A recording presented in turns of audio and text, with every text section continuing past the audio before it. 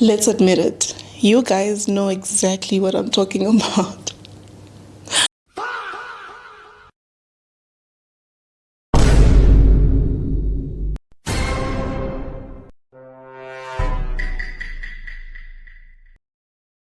I'm not talking about passionate debates. I'm not talking about differences in opinions. I'm talking about straight up insults.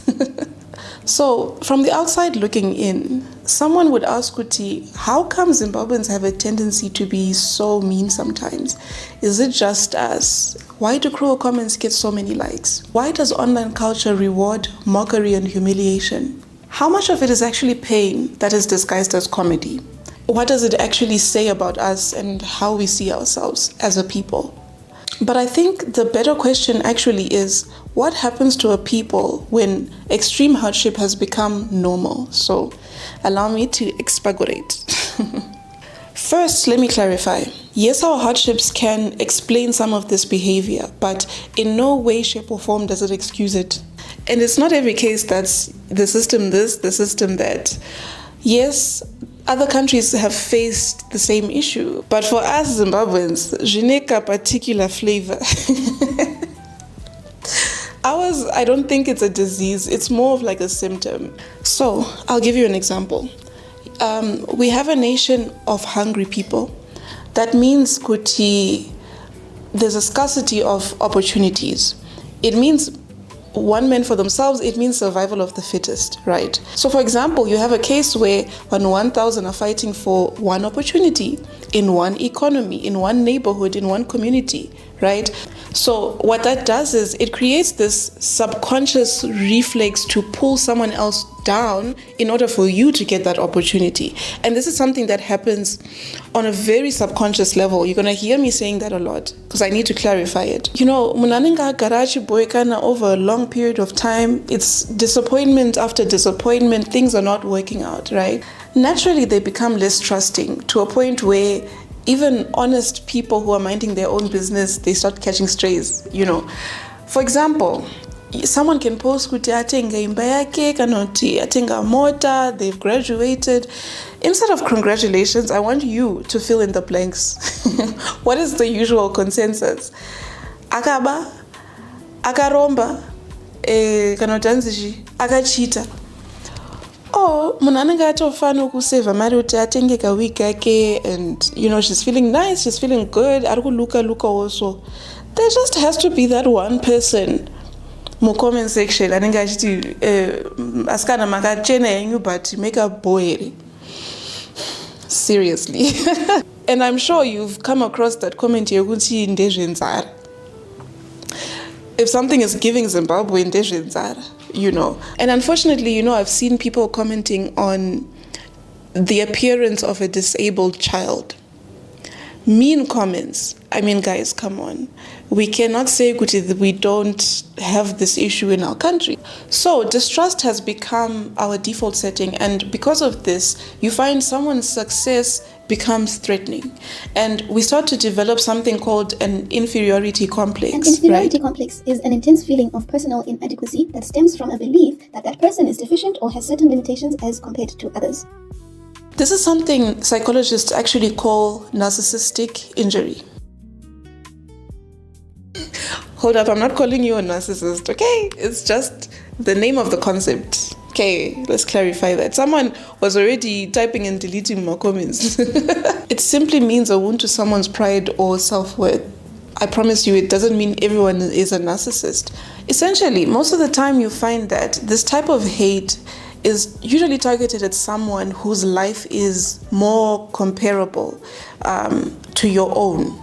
And it hardly is targeted at someone who is seemingly more successful or significantly more successful. Like I said before, this is a very subtle psychological thing that happens over a long period of time.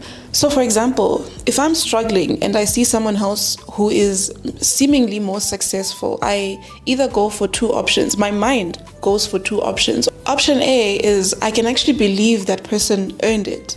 But what that does is it forces me to now introspect myself and ask myself uncomfortable questions. For example, koinini?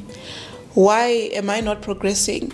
So on and so forth. Or option B, I can believe that person cheated their way into whatever they've accomplished. Now I don't have to examine myself. And you see how that can be the most comfortable stance for my ego, for my emotions, right? So please understand that this is not entirely the person is plain evil. These are deep psychological wounds that we're going to talk about and explore in further videos, but I need you to get this. It's just that the mind, most of the time, subconsciously, it wants to protect the ego. It's just a natural progression of events only because of how the mind actually works. And so, the overarching result is that mockery starts to become the social currency. The funniest insult gets the most likes. Humiliation becomes entertainment. Someone's mistakes, mishaps, they become public sport. And it comes to a point where this person, it's not that they hate the person across the screen, it's just that now they're performing for the crowd.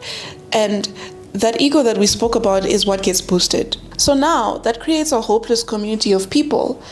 Egos are bruised on either side of this. Human nature starts to look for hope, and it looks in no better place than public figures. That's literally like the lowest hanging fruit, psychologically speaking.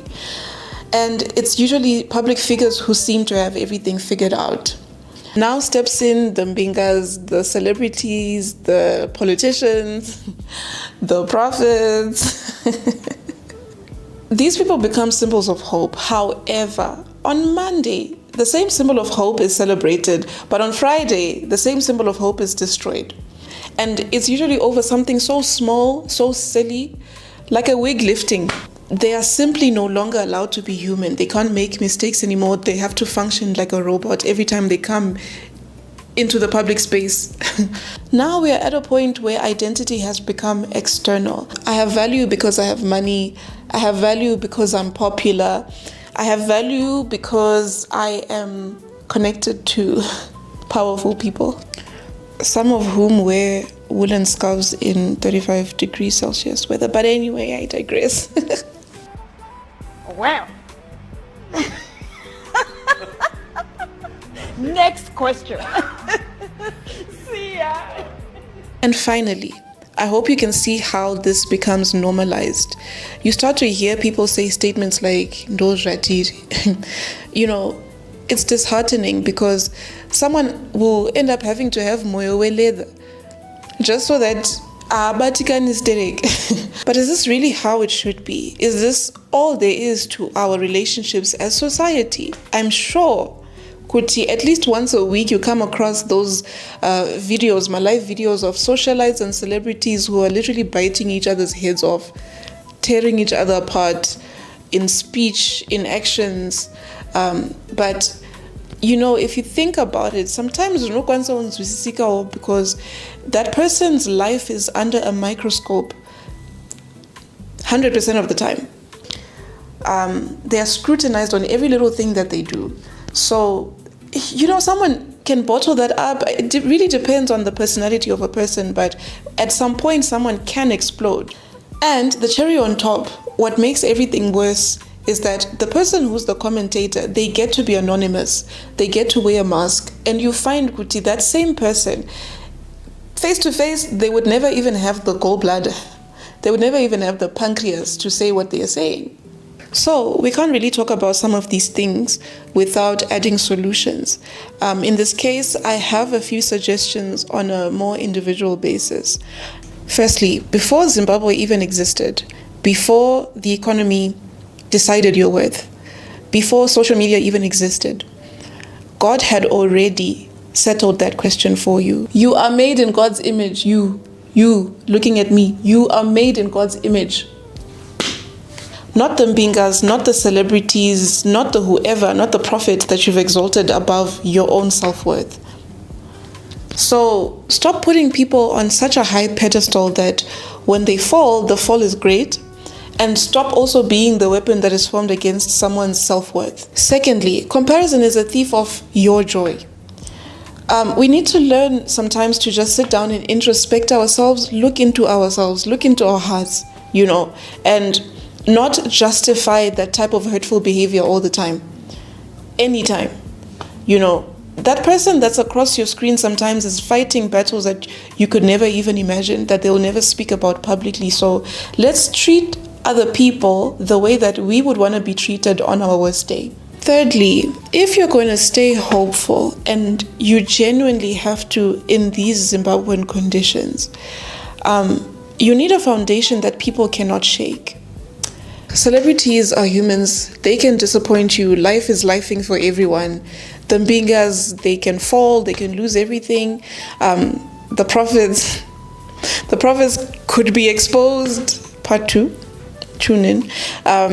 But the good book says that my help comes from the Lord. He's literally the creator of all things. He cannot disappoint you. He's the one who doesn't shake or collapse under any type of pressure. And his hope is not built on sand. It's built on solid ground. Let me end by saying this. Just for being Zimbabwean, it means, Kuti, we have so many odds that are stacked up against us. Our currency has become a global joke. We have phrases that are meant to insult us. It's giving Zimbabwe, for example. So why should we now be at odds with each other instead of building each other up, instead of building someone's self-worth? Scratch someone else's back and they'll scratch yours too. Let's use that concept.